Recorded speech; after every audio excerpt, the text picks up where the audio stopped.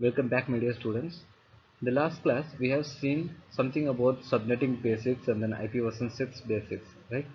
And in this class, we are going to see about brief introduction about the subnetting and then how that subnetting is working and then how to make the subnetting. Okay, right. Let me move on to the class. Then we will discuss. So before understanding the concept of subnetting, you have to understand the classful IP addresses. So what is that classful IP addresses? Because we know that well, IP address contains the two different part. One is network ID and another one is host ID, right? And if you are using any class of IP address, say for an example, I'm telling class A. So we know that well, in class A IP addresses, the first 8 bits are used for identifying the network, right?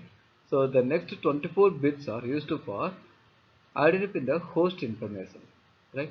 So apart from that 8 bits, whatever that 24 bits are giving that IP addresses for any machines, then we can say that all those machines are using that classful IP address, because we are not borrowing any bits from the host part. Okay, simply with that default network ID we are creating that IP addresses for plain machines. Okay, so this kind of process is called the classful IP addresses.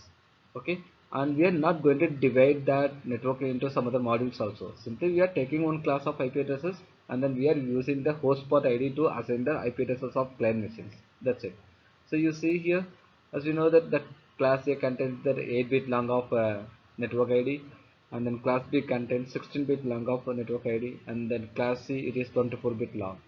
And if you are thinking about that host IDs, then how to identify that classes mean it is starting from that bit identifications. Okay, the first few bits, that means whether the first one bit or the two bits or the three bits. So based on these 3-bit values we can easily identify what kind of class it is. Okay, and once we identify the classes of IP addresses, then we can come to know that what are the default network ID and then what is the default host ID.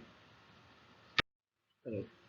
So you see here some problems. Okay, because if you are using the classful IP addresses, then what are the problems we may face? Okay, because for the classes, different classes of IP addresses, we are having some different number of network IDs and then host IDs. Okay, so based on these values we may face some problems. Okay, so I have given some examples for each and every classes and then some classful IP addresses. Let me see one by one. So the problem number one, too few network addresses for larger networks. Okay, that means suppose if we are having that larger networks and then we are unable to provide that few networks to divide that larger network. That means we are having the larger number of client machines for a few networks. Okay, so in these situations you see we are having large number of networks as well as we are having large number of systems. So managing this kind of environment is little bit difficult. That's what they are telling. So you see here for an example, they are giving class A and class B addresses are gone.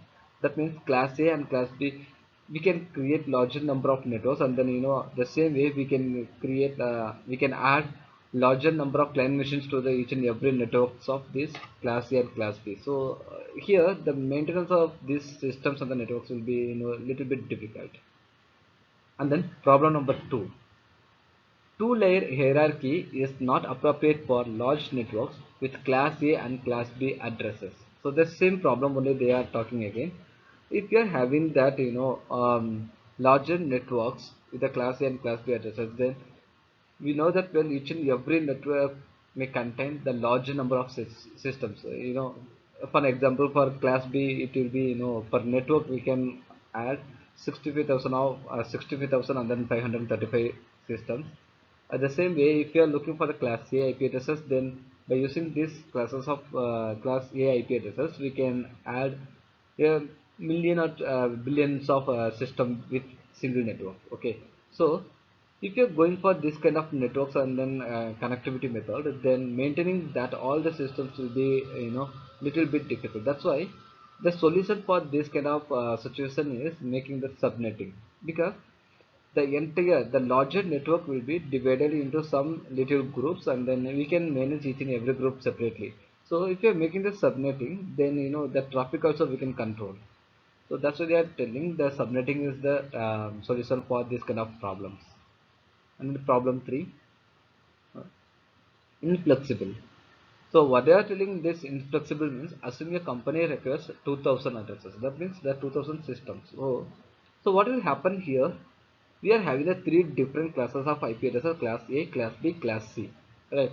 And each and every classes having some networks, and then based on the networks we can add some number of client machines, right?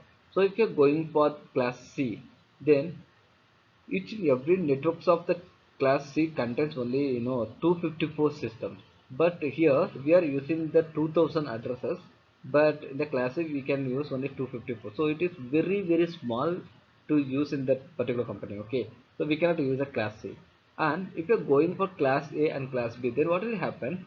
The class A we can create the billions of IP addresses for a single network. At the same way, if you're going for the class B, then it will give the minimum values of 65,000, right? So what will happen? We need to give only 2000 addresses, but here in the class A and class B, we are having that larger number of IP addresses. So that overflow conditions will come here. That means that after 2000, whatever the IP addresses that classes can provide, those IP addresses will be wasted. That's what they are telling. It is the overkill concept. And in the solution to their telling classless inter-domain routing. So to avoid these kind of things, okay, if it is the class C, then it is very less addresses, and then if in the class A and class B, it is giving the more addresses. Okay, so to avoid these kind of things, and then we need to give exact addresses, and then we need to reduce that wasting of IP addresses. So that moment we can go for the concept of CIDR, which is nothing but a classless inter-domain routing. Okay, we will see that CIDR in the next topics. Okay, all right. The problem 4, exploding routing tables. So what is that exploding routing tables? Because routing is that important matter here to transfer the packets to destination, and then giving the response to the server, everything. Okay. So if a network contains larger number of systems, then the routing table must maintain all the system routing information, right? So what will happen, each and every router contains the larger number of informations to transfer the packets. So maintain this router will be giving some problem. Suppose if I want to pass one information to some particular destination, then what will happen? That moment my information will be looking for that entire routing table. Okay, because the single routing table contains the larger number of informations, because each and every network table contains multiple systems, so it has to look for each and every system's IP addresses, so it will take a little bit time, and then the network performance also will be less here.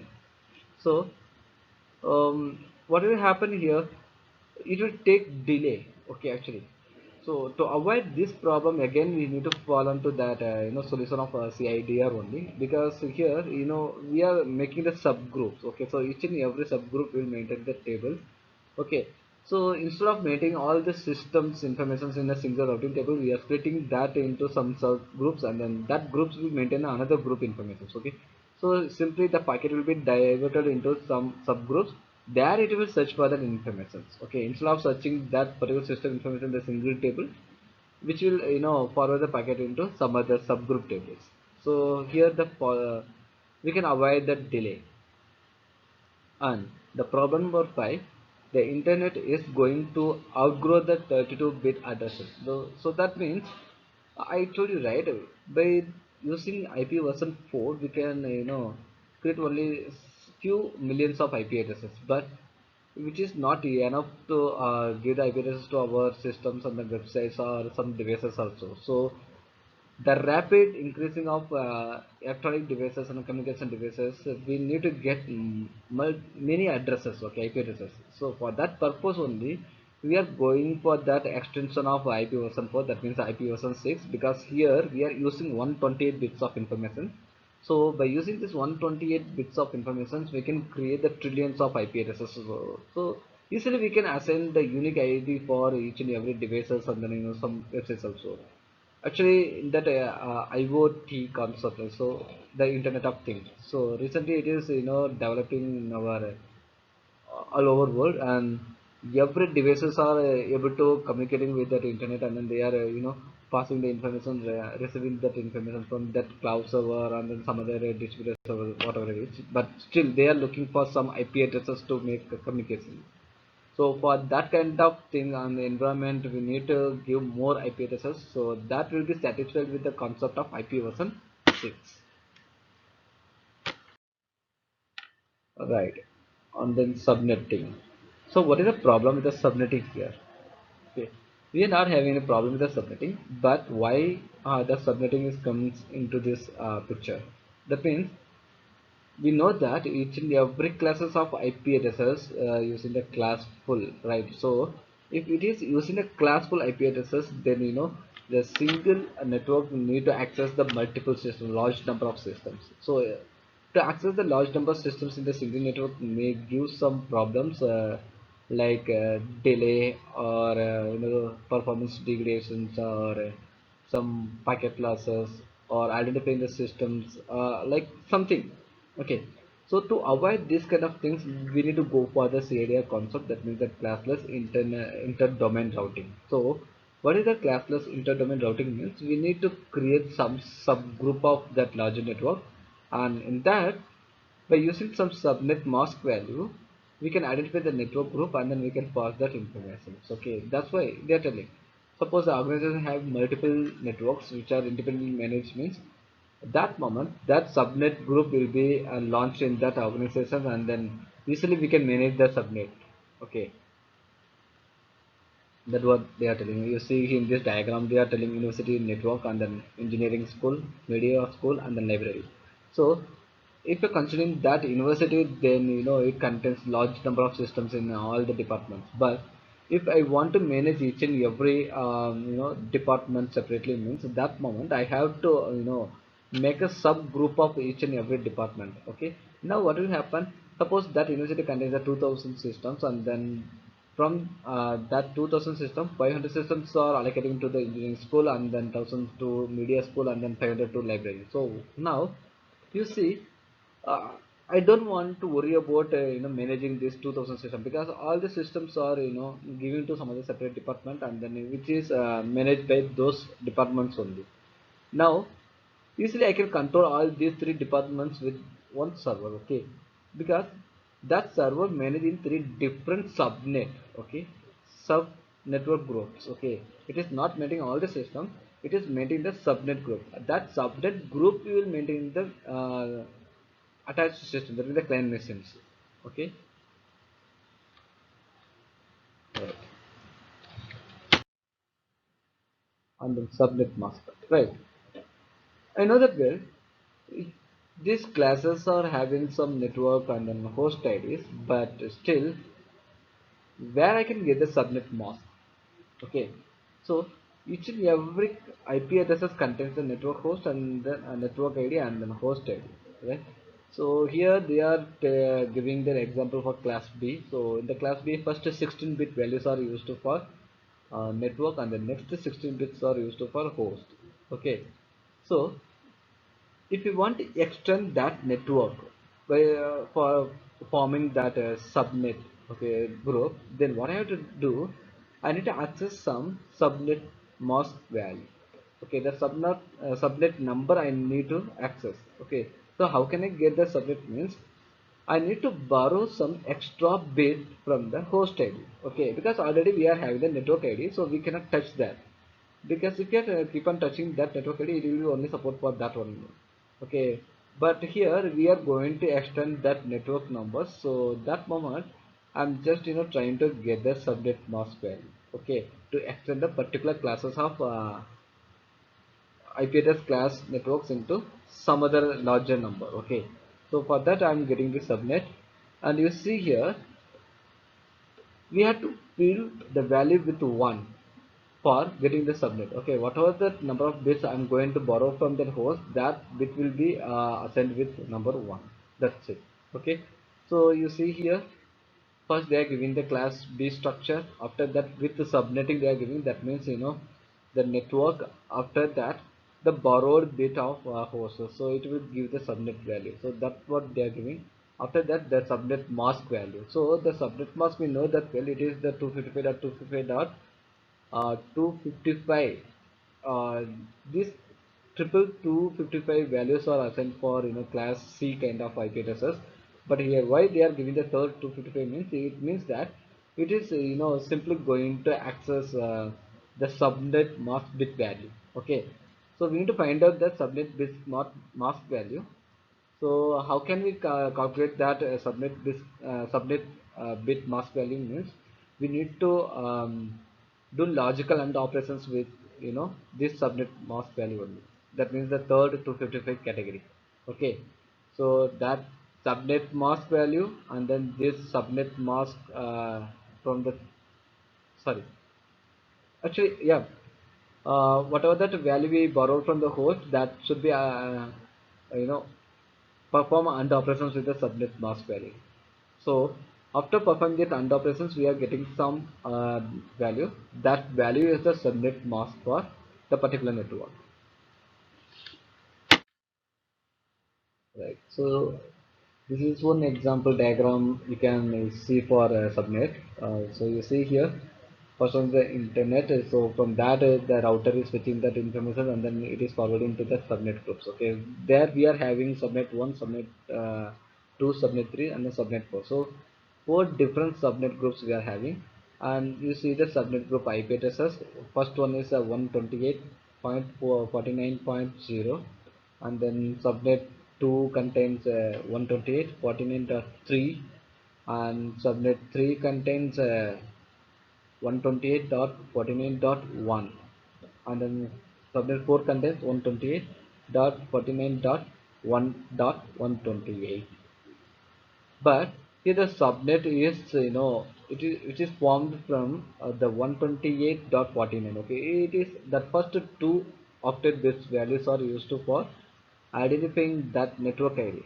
But after that, the next two host ID pod will give some constant value. That value will be the subnet value for each and every network groups. Okay, so for subnet 1, it is 128.49.0. So if any systems are having the IP addresses in the range of 128.49.0.0, 1, 2, 3, whatever it is, so first it will see that first three octet values, that means the 128.49.0. So if it confirms that okay, first three bits are like this, means it will consider okay, this is the subnet 1 group. And if any packet contains that IP addresses like 128.49.1, means that one represents the subnet 3 net mask value. So whatever system contains the IP addresses like first three octet bits of subnet group 3, then that can simply access the information from the subnet 3 group. Okay, and then for subnet 4, it is 128.49.1.128. So here you see that 128 is that mask value they are using here. And this is the another diagram which clearly explains your subnets with another network with the subnets and then network without subnets. So the first diagram explains that network without subnets. So you see here, simply from that internet, all the information will be going to all the systems which are connected to that internet. Okay, so that cloud or the server contains IP addresses 128.143.70.0. Okay, so here you see 128.143.70.0 is that IP addresses for this server, and the client system machines having the IP addresses 128.143.137.32, and then second system contains 137.144, and third system contains 143.71, and fourth system contains 143.71.201. So here the two different groups of systems are there. So first two system using the IP addresses 128.143.137, but the second group contains 128.143.71. So but still that server is simply accessing all these systems and then it is delivering the information to all that. But if I want to make some mask, that means if I want to avoid that server to communicate with all the systems just like this. Okay, so what I'm doing, I want to simply communicate only with the group of 128.143.137. Then I have to create the subnet group of these three octet values. Okay, so I have to create a subnet mask, and the subnet ID will be 128.143.137. So what are the client machines having these three octet bit as their IP addresses in the prefixes, then only those machines can access the information of this. The same way that 143.71 also. Okay, so we have to create a group of some system which contains the IP addresses 128, 143 and then 71. Now these two systems cannot communicate with each other. Only that similar group systems can do transaction, they can communicate. Okay, and this is the example how they are creating that subnet mask value. So by default we are having the 255 255 as that network ID, but now I'm going to extend my network into some other numbers. That's why I'm going for the next subnet value. So I'm giving the 255 that full value, but actually what we have to do, based on the number of system which we want to connect, we need to reduce that number. Okay, so we have to do the AND operations with that third subnet value with our original subnet mask value. So we will get that original subnet mask value, and then we can create a subnet group. Okay, in the practical sessions we will see these things. So this is all about your today topic, and in the next class we will see how to calculate that subnet address. Okay, thank you.